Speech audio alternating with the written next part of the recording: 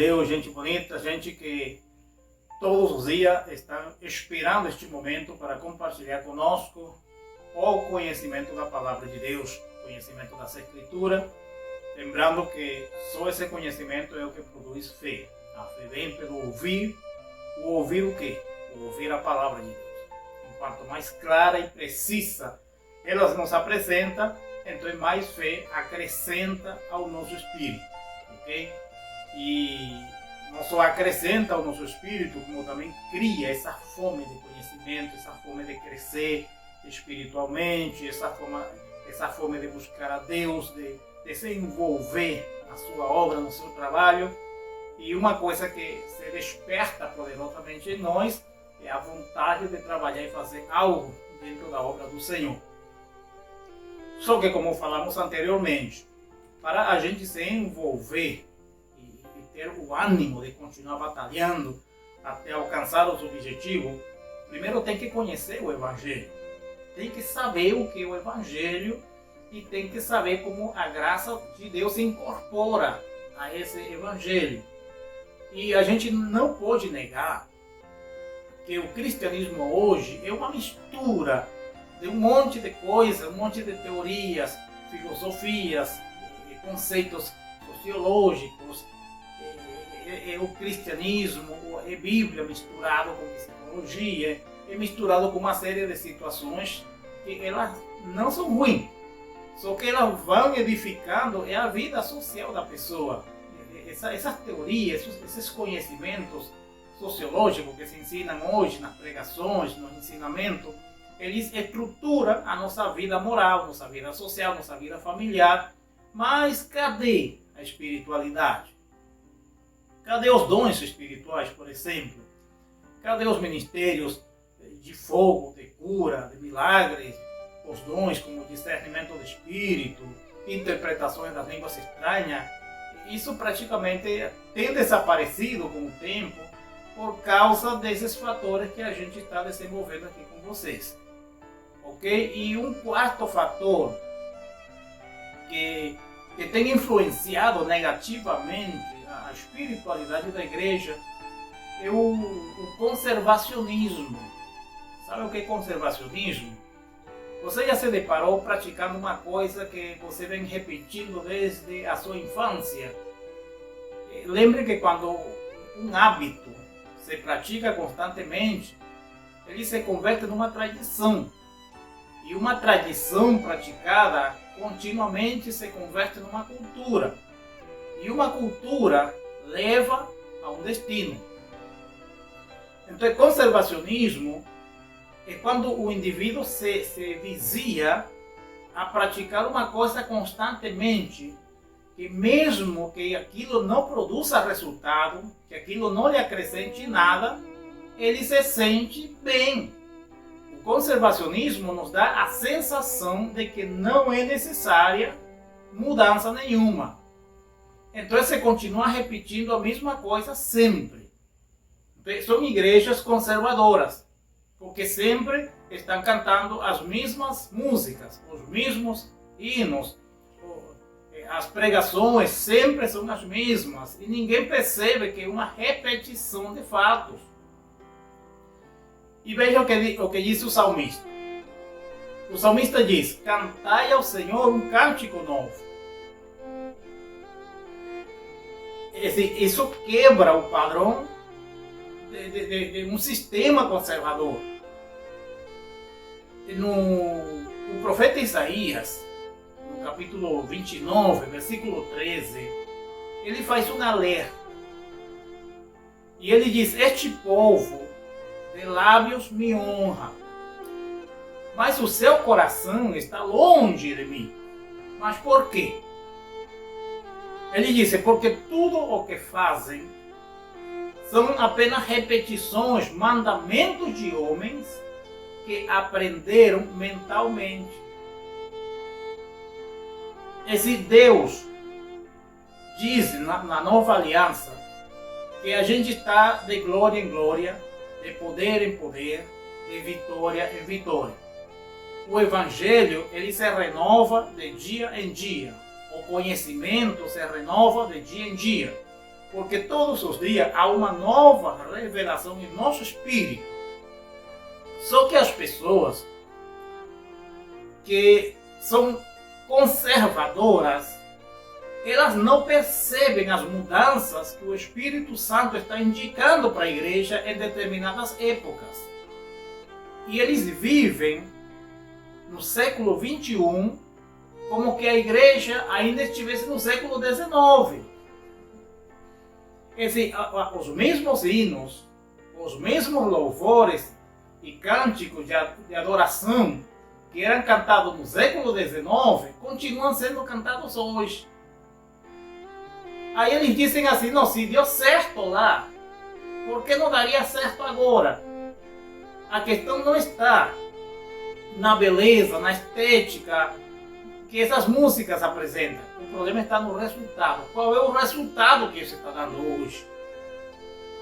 Então esse conservacionismo bloqueou em muitas denominações o avanço das revelações de Deus.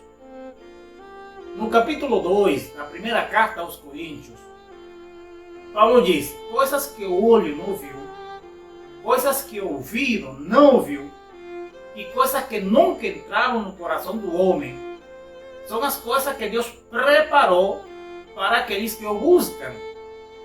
Essas coisas que o olho não viu, coisas que não existem no mundo visível, coisas que não foram criadas no passado, não foram reveladas no passado, não foram manifestadas no passado, Deus preparou para este tempo. A casa, a glória da casa deste tempo seria muito mais superior do que no passado. Coisa que o ouvido não ouviu. Hoje, em muitos locais, cidades, se continuam pregando as mesmas mensagens do século XIX. E sempre voltado para a formação moral e não para a espiritualidade. Isso significa que a revelação como que parou no tempo, em algum local, em algum lugar, em algum momento, em alguma hora, parou a revelação de Deus. E a igreja ficou só no social, só no filosófico, sem revelação de Deus. E Salomão, ele dá uma advertência, quando disse que onde não existe profecia, o povo se corrompe. Se onde não existem revelações novas, onde Deus não fala, onde o Espírito Santo não fala, não se comunica, não instrui, não ensina, então o povo se corrompe. E corrupção aí, gente, não é aquela corrupção moral. Não. O apóstolo está falando que se desviam do caminho de Deus, do caminho verdadeiro. Há um foco, há um mergulho na vida espiritual e que as pessoas hoje desconhecem completamente. Por quê? Porque há um sistema religioso conservador que se instalou nas denominações e não permite o avanço da igreja, não permite o crescimento, não permite o desenvolvimento de qualidades próprias da igreja. E aí esse conservacionismo se mistura com o intelectualismo. O intelectualismo é a proliferação do conhecimento secular, do conhecimento científico, do conhecimento racional, dentro da prática cristã, dentro da prática religiosa. E esse conhecimento do intelectualismo não permite a construção do amor de Deus dentro das denominações. Isso você pode encontrar, por exemplo, na primeira carta aos Coríntios, no capítulo 8, no versículo 1, onde o apóstolo Paulo adverte o povo. E ele diz, olha, o conhecimento incha, seu conhecimento produz orgulho, altivez, mas o amor edifica. E o próprio Jesus, ele faz uma reclamação aos judeus, ao povo da época.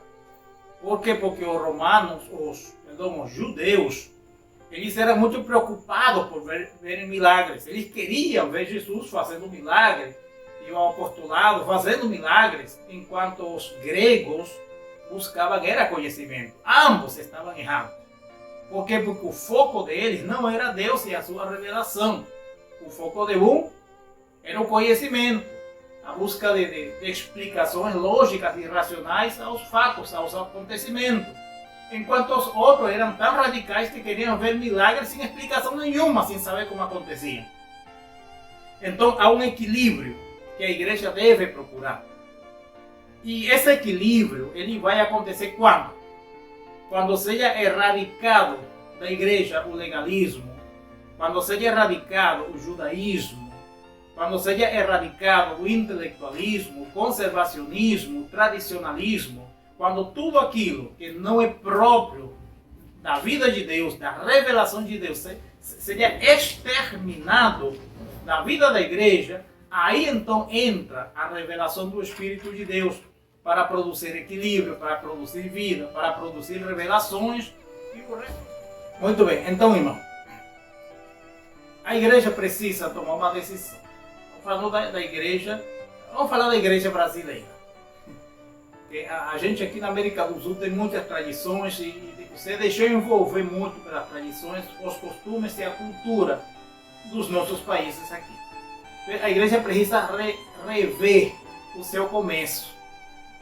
Precisamos estudar novamente como começou a igreja em Atos capítulo 2.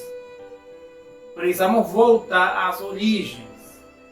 Precisamos concentrar-nos profundamente nas epístolas paulistas.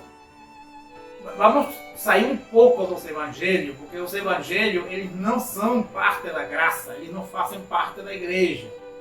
Os evangelhos é a explicação de Jesus acerca do Antigo Testamento. Então a gente precisa se concentrar a partir de Atos 2.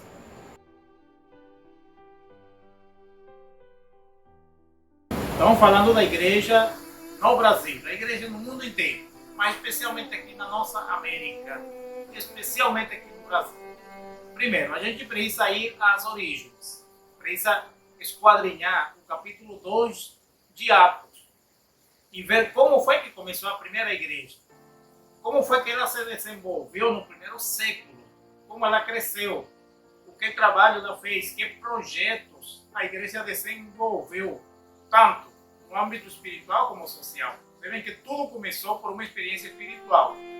E essa experiência espiritual levou ao desenvolvimento de projetos aplicados à sociedade. A gente precisa voltar lá. A segunda coisa que a gente tem que fazer: identificar entre o legalismo, judaísmo, tradicionalismo, conservacionismo, intelectualismo, qual desses fatores estão operantes, estão vivos e latentes dentro dos nossos púlpitos? Qual deles está agindo dentro da igreja e começar a erradicá-los através do conhecimento da graça de Deus? Expondo claramente a graça de Deus, criando um discipulado para levar a igreja a um conhecimento amplo e preciso da multiforme graça de Deus.